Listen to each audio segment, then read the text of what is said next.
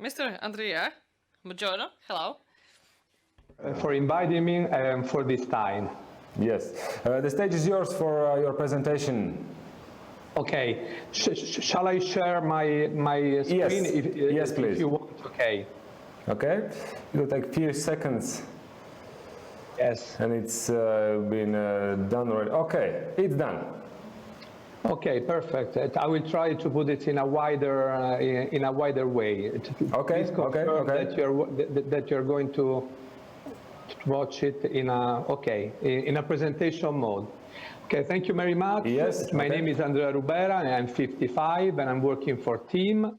I'm actually the engagement manager, and I've been working on diversity and inclusion since 2014. My presentation, in my 10-15 minutes that I think I have, I will show you which is the approach to diversity and inclusion management by TEAM. So just I will go quite quickly in the slide. Please stop me if you want to go deeper in some of them. Our major approach comes from this vision. I mean, we studied quite carefully the studies by Irene Tinagli and Richard Florida that demonstrates quite clearly that the places in the world where there is the higher concentration of diversity from every kind of every point of view, background, etc., are also the points where there is the highest percentage of technology and innovation and talent talent attractions.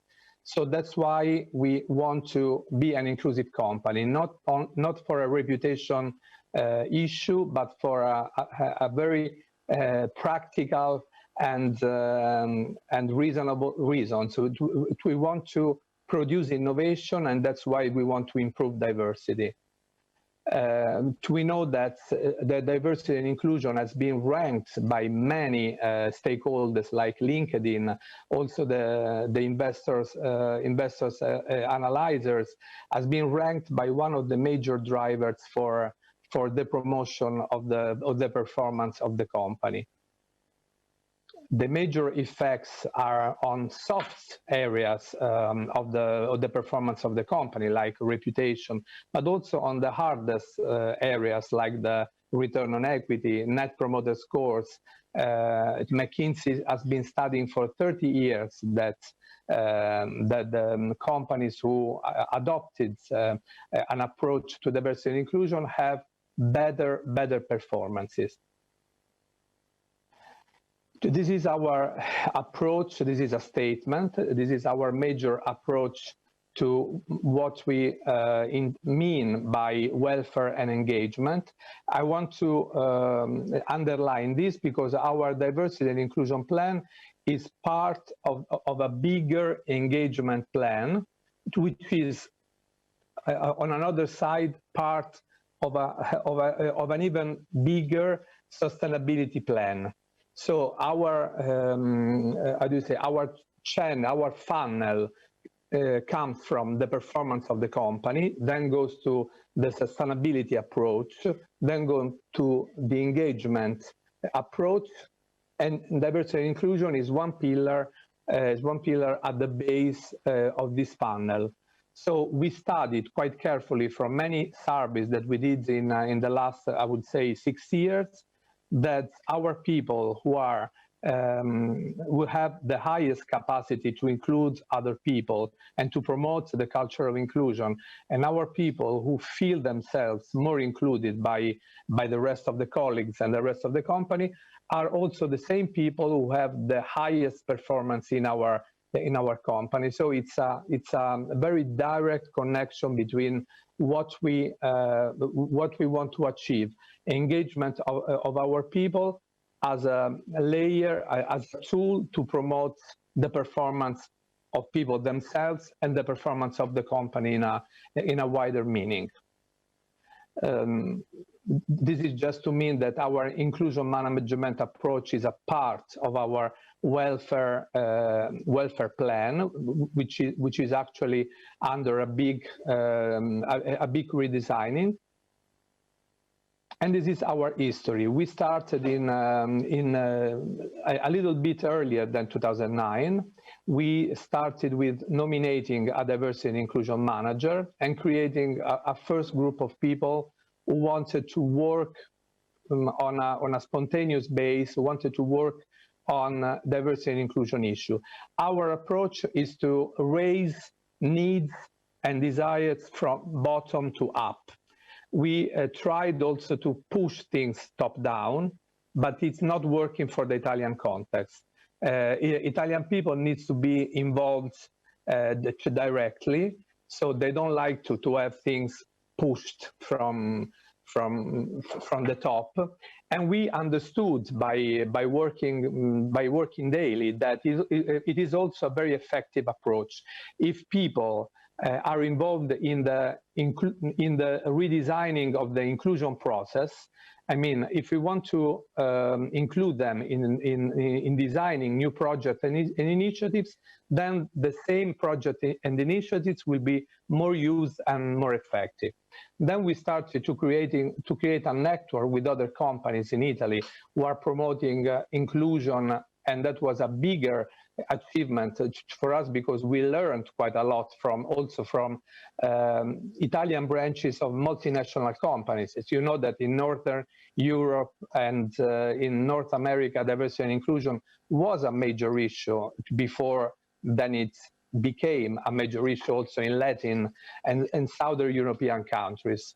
Then we started creating a bigger structure of development of culture initiatives within the company. That was a major success. We invented a format called the Team for Inclusion, which is a week of events designed for and created by people themselves. So we were going to demolish the distinction between internal and external. We asked people, why don't you propose and organize an event about diversity and inclusion with your colleagues in your site, in your company site, etc. And we came until 2020 when we opened to other companies, and we invented another format called 4 Weeks for Inclusion, 4 weeks of events. We had a calendar of 70 events organized in partnership with 27 other Italian companies.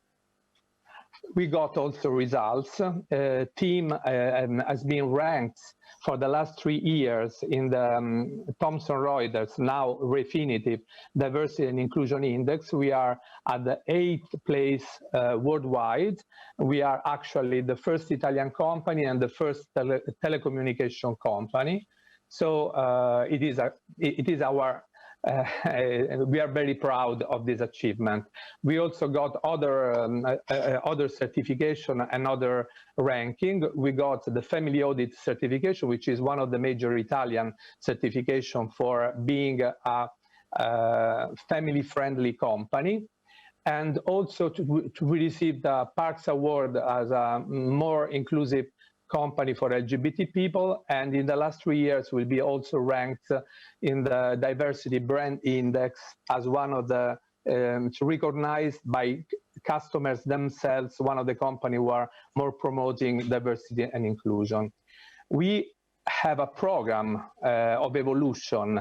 We started from level 1. We want to reach level 5, which is the level in when the company will act diversity and inclusion spontaneously. So everything will be designed in an inclusive way from the beginning. We are not there yet. We are at level 3. And in 2001 and 2002, our issue is to move from level 3 to level 4. So spreading diversity and inclusion also in the business areas in order to improve diversity and inclusion as a boost of competition. We wrote quite clearly from black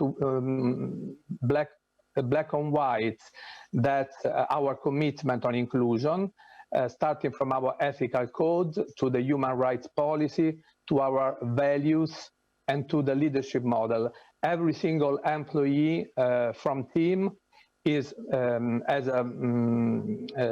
during our performance management, got an evaluation by his boss on diversity and inclusion. So at the end of the year, we know exactly which is the global performance on the company on this topic.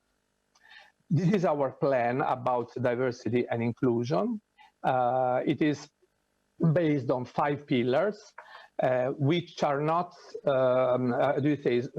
which are not completely close one from the other. So they talk one to the other, and we have many intersections between the different projects. We have a wide program of culture of inclusion. We have a storytelling on our internet. Every 2 weeks we have we publish a news about diversity and inclusion, which can be an interview, a video interview, a written interview, a podcast, or an article, so that the people can be continuously updated about what we mean. Where the company is going on this field.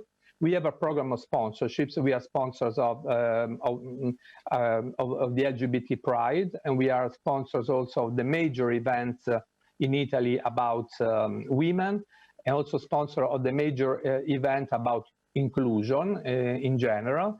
We have, as I told you before, this event shared with other 27 companies, 4 weeks for inclusion. We have a community with more than 400 members who are working directly and on top of their daily job to diversity and inclusion issues.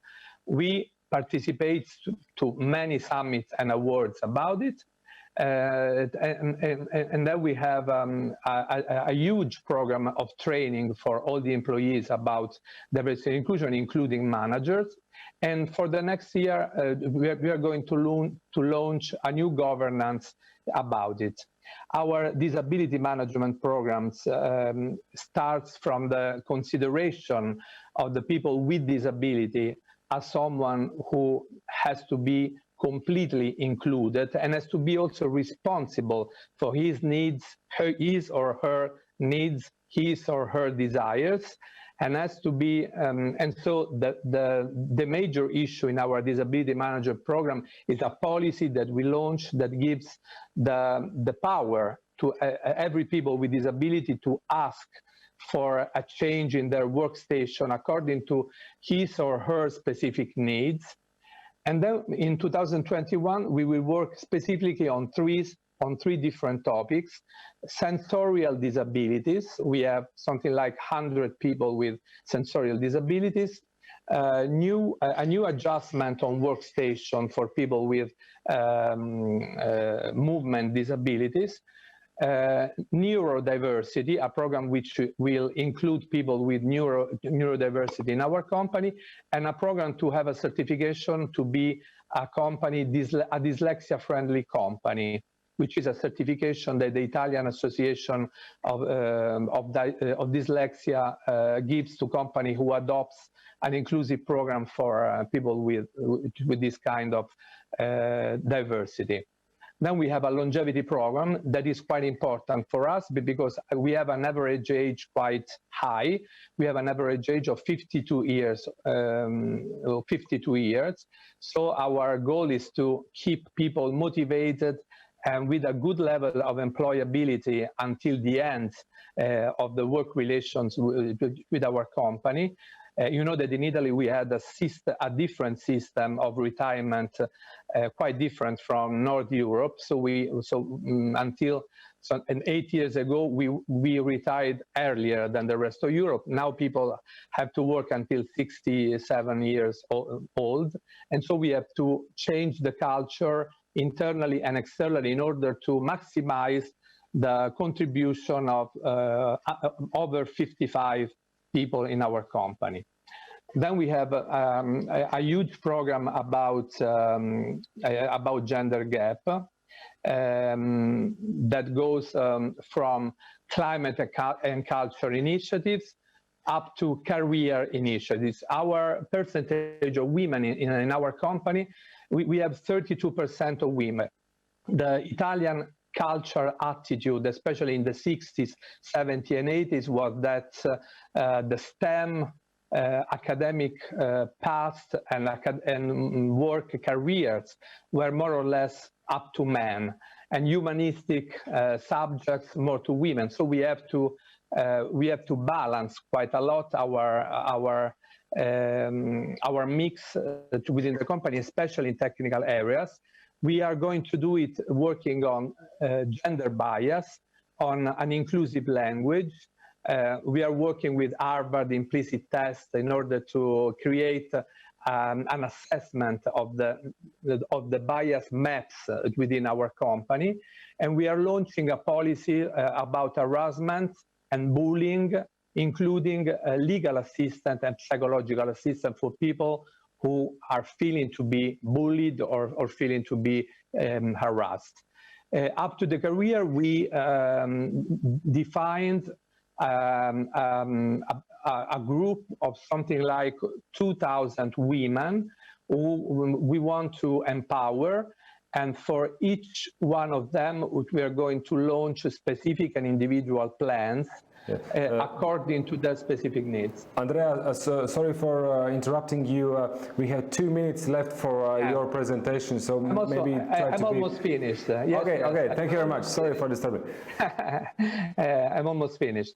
So, and our last pillar is about LGBT management. Of course, as I told you, we have the same penetration that we have in society of LGBT people in our company. So we specifically design policies in order to overcome what the Italian law at the moment is still not doing. For example, about rainbow families or social identity for transgender people. We overcome the Italian law, of course, where we can, where is possible by the law, in order to let people feel themselves included within their familiar context and self-perception. I think that's all. I'm of course available to any kind of question now or later, whenever you want. I hope it was enough, and it was enough clear for all of you. And thank you very much again. Andrea, thank you very much for your presentation. Sorry for interrupting you. The time is going so quickly, and we have much more speakers to have. So thank you very much.